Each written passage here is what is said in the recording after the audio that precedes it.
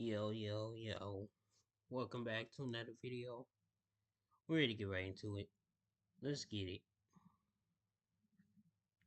This action will have consequences is a phrase that can bring fear into the soul. I'm the kind of person who will reload a game if I make a decision that a character doesn't like. But really, how much choice do we have inside a choice-based game? Many of us have played through choice-based games, making the most thoughtful, careful decisions only for the game to play out the same way if we had made the brash and thoughtless one. Choice-based games have existed since the days of choose-your-own adventures. These puzzles were books where you would pick one of the labeled actions and then skip ahead to what page the book told you to go to see how that action played out. If you died or made a wrong choice, then you would go back to that choice and try a new one. However, there was a big trend that took place somewhere around the 2010s where the new concept of choice-based video games were taking off. Telltale and other video game studios were jumping on this concept, claiming it had never been done before. That wasn't true at all, though. Video games have taken this approach and have been making choice-based video games since visual novels. Visual novels have the ability to make multiple branching paths due to their design as a story and text-based games. They could resemble choose-your-own adventures because of this. Meanwhile, bigger video game companies didn't go this route. Instead, they chose to make 3D or CGI choice-based games. Now, there's nothing inherently impossible about doing a choice-based game outside of a visual novel format. However, there are a lot more disadvantages when you take away the text-based format. For one, how do we make several branching paths for a game with acting, 3D model CGI writers, and a budget of a normal game? It's far more possible with visual novels, in which case the only thing that you would need to be duplicated is the writing and possibly the voice acting or a few frames of art. However, if we want a fully rendered scene for every single branching path in a AAA video game, can we really have that many branching paths? This led to several choice-based video games either having a lack of branching paths or a lack of consequences for choices. At some point it even led to a lack of continuity. Take for example Detroit Become Human, a game that prides itself on its branching paths. However, each choice has its own cutscene and reaction to it despite all of the choices you made previously. Connor has a deviant route and a machine route. If you take the deviant route, you choose to spare androids and care about people around you, sacrificing results for the safety of others, even if they're robots. If you take the machine route, then you only prioritize your mission and don't take other people into account. During this game, you can choose to shoot one android to gain information. If you do this, Hank will lash out at you, saying he's betrayed that you would do this. He comes to the conclusion that you really are a machine, and he was a fool for thinking otherwise, which makes a lot of sense if you did the deviant route all this way to then choose to shoot the android. But if you were on the machine route, this statement from Hank makes no sense. The entire game, he never thought you were more than a machine, and you do nothing to prove him wrong or get on his good side. If you do the deviant route, Hank has every right to give this reaction, but on the machine route, Hank's belief that Connor is just a robot never should have been swayed in the first place. That's because this scene was written from the perspective of the deviant route. The story was intended to be played out from the deviant route. Therefore, this writing fits into the deviant route rather than the machine route. There are other continuity errors too in making so many branching paths. For one, if you play the deviant route and get the intended ending, the big, bad, evil guys will take over Connor and try to get him to assassinate the leader of the robot rebellion, claiming this was their plan all along. However, if you mess up the mission and get caught, the bad guys will say that they would never let you get away with this and kill you. So then, it wasn't their plan to have you assassinate the leader all along. So we now have a story where two different realities exist depending on which path you choose. In other words, the writers write two completely different stories in order to make their story make sense, and therefore canceling out the choices you make. If you choose to succeed, then that was all part of the evil plan and you fell right into it. But if you don't succeed, then they'll kill you, and it was never part of their plan to have you succeed. The reason for this is because the choices in these games don't let you stray away from the main storyline and plot progression. A lot of these games have problems that can be narrowed down by asking if your choice led to one different line of dialogue in an otherwise identical cutscene to if you had made a different choice. This seems especially clear in horror choice-based games. There was definitely a trend of horror choice games that was dependent on your ability to save characters. If you miss a QuickTime event, a character dies. You might have to choose between saving one of two characters, or some kind of weird trolley problem. In this type of game, the goal is usually to keep everyone alive. Usually there's a good ending where every character walks out of the game fine and alive. However, there's very little difference in actual gameplay, and your ending only chooses who's standing with you in the final cutscene. For example, in Until Dawn, if you manage to keep all the characters alive, you might have to play more QuickTime events to keep them alive, but the gameplay remains virtually identical and just gives the player another cutscene at the end of the game for every character it keeps alive. The two games I talked about have the same issue that this trend of games tended to follow. A narrative that promises branching paths but just kind of created one intended story with one or two choices that actually have a larger impact on the narrative. Many studios say that they want to give audience the experience of watching an interactable movie, to which audiences said, it's kind of just like watching a movie where you have to hit a button every once in a while. However, this was a trend that took place about a decade ago, so has it improved at all? Well, to start, we already had some good choice-based games long before this trend ever took place.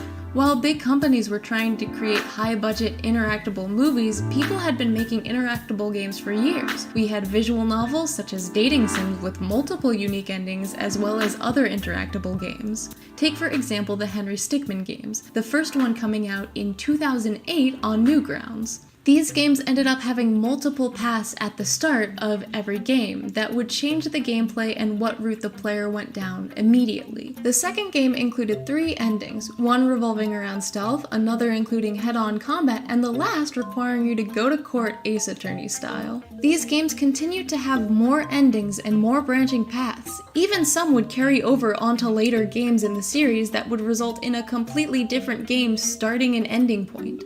This type of game resembles a choose-your-own-adventure in its completely separate branching paths. Because there wasn't one ending or route set in stone from the beginning, the player actually gets multiple choices that grant narrative freedom. This is very similar to what many dating sims do, having branching paths depending on what character you pick, and going through a different story completely than if you had picked a different option, maybe even having a few different endings per path. These games are wonderful examples of a choice-based game, which is probably because these games prioritize the gameplay rather than the graphics like the first two did. Branching paths are much easier to do in a 2D game like Henry Stickmin or a visual novel. However, I would like to point out that Henry Stickmin has a ton of endings that are all fully animated. It's truly incredible. The amount of effort that was put into this game is incredibly obvious, and I don't mean to downplay that at all. Henry Stickmin is a fully animated game with multiple branching paths and endings that is so commendable and impressive.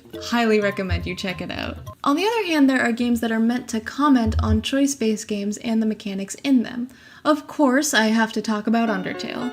Undertale only has 3 defined paths: pacifist, neutral, and genocide. Pacifist and neutral play out similarly with very different endings, but genocide is completely different, having you kill every minor character and letting you one-hit kill the bosses. This completely locks you out of any story that the pacifist or neutral run offers. However, it does let you have a conversation with Flowey where the game lore was once told to you. Flowey says that you have the same power that he does, the power to reset. At first, Flowey tried to be kind to everyone and play peacefully, but eventually he got bored. He asked himself what would happen if he went back and started saying different things, doing different actions, even killing people. This is meant to represent the mentality that we have in choice-based games. Typically, we try our best to win the game and get a good ending for all the characters that we've come to know and love. But if the game is worth a replay, if you love the game enough, many players might ask themselves what would happen if they go back and pick the worst options. This is just curiosity about the game and understanding that there's no real consequences to your in-game action. But this is a story game that is about growing close to characters and being kind to them because you believe their happiness is as important as yours. If you choose to kill a character out of curiosity, the game will consider you less than human. If the characters' lives are worth less than you finding out what happens if you make that other choice, You don't deserve a pleasant experience, and the game refuses to give you one, giving you next to no dialogue, removing half of the characters, not playing the background music, even changing the fun flavor text. There are only 2 bosses from now on, both excruciatingly hard and unforgiving. The rest are just one button press. This game actively punishes you for your curiosity to play every aspect of the game. This is typically the appeal of choice-based games, that there are many options and you can uncover them all. But with Undertale, the game is here to remind you that your worst actions are forever permanent. A few choice-based games that have 1 or 2 important choices while the rest won't drastically change the story in any way. And that can be interesting commentary, to say that we as people can make a long string of choices only for one to be very relevant.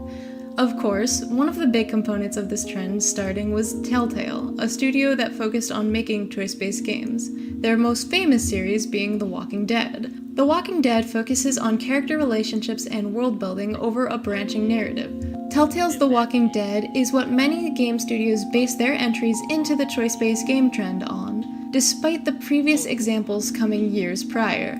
This game has some aspects used in Until Dawn, like controlling who lives and who dies throughout the narrative. This game does a set narrative, similar to Until Dawn, Detroit Become Human, and Life is Strange. Telltale was probably the first game to set up major choices that are different from minor choices. There tended to be one major choice at the end of each chapter. The same could be said about the games I mentioned before, with there really being one choice per chapter that carries over and matters. The biggest choices and the ones that really affect the game are separate from the smaller choices, which will affect a smaller thing down the line. This is also the mentality taken in Life is Strange. The story reads differently from the specific examples I've used, considering it's a much more slice-of-life game. There are a ton of small decisions that you can make in this game that don't really affect the story. You might stop a girl from getting hit by a football, get a question right in class, or water a plant. Of course, we've all experienced picking dialogue options and then it coming out a different way than we intended, or having a completely unforeseen consequence than what we could have predicted. That's one of the most annoying things about choice-based games in my eyes. For example, choosing not to fight someone, and then that unforeseeingly leading to someone else having a heart attack. I couldn't have known that would happen, and I wouldn't have made my choice the same way if I had known. Life is Strange actually manages to get around that. The main character, Max, has the ability to go back in time, usually for a few minutes at a time. This means that if you say something and it came out completely wrong and that isn't what you wanted Max to say, you can rewind and pick another option. This is greatly appreciated as someone who restarts save files if I pick a dialogue option that a character doesn't like. This way, a player can be sure of all their choices, rather than forcing a player into a quick decision that might make them frustrated with the gameplay, much like Detroit Become Human, Until Dawn, and many Telltale games do by giving the player a time limit. Life is Strange has successful gameplay because it allows the player to think through all of their choices. Furthermore, the end of the game is the one choice that matters. This might be frustrating for players that want more branching paths, but in a slice-of-life story like Life is Strange, the point isn't branching paths. It's about looking back on the small decisions you made in order to make the world a better place, and deciding what is important to you. The end of the game is basically a trolley problem, and the player has made choices throughout the game to put effort into certain relationships, into certain structures, into Max yourself, and it all leads up to asking the player, based on the choices they made, what are they willing to sacrifice? If you chose to neglect certain people or the town you're in, you might pick a different option than if you chose to prioritize them. A big question that this game poses is if the town itself is worth saving, and if you've spent the entire game trying to fix its problems and help people, you might think so.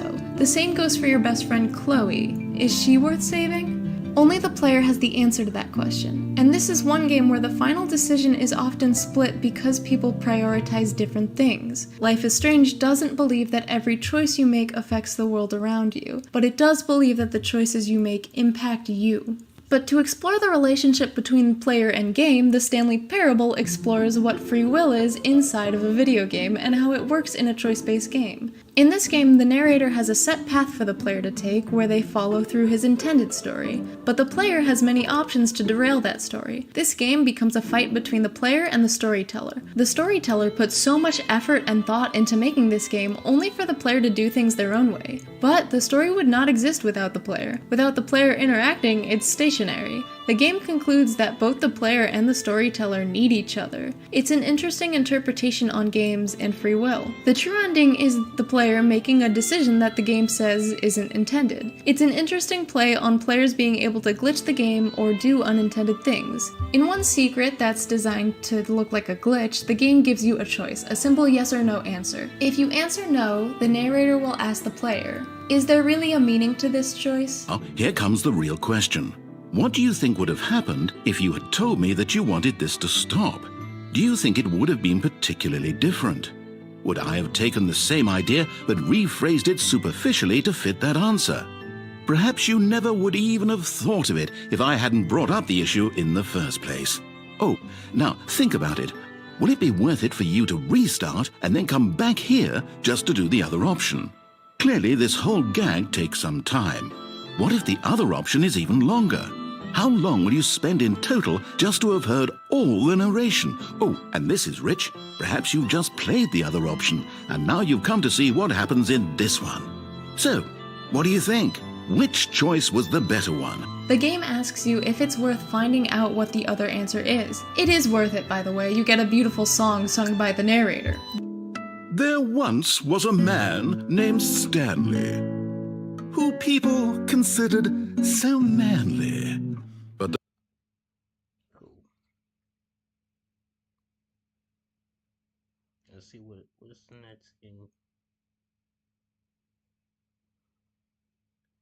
Looks like they're just going through all the games they mentioned. Okay, that's what's up. Thank y'all for watching. Let's get into the next video.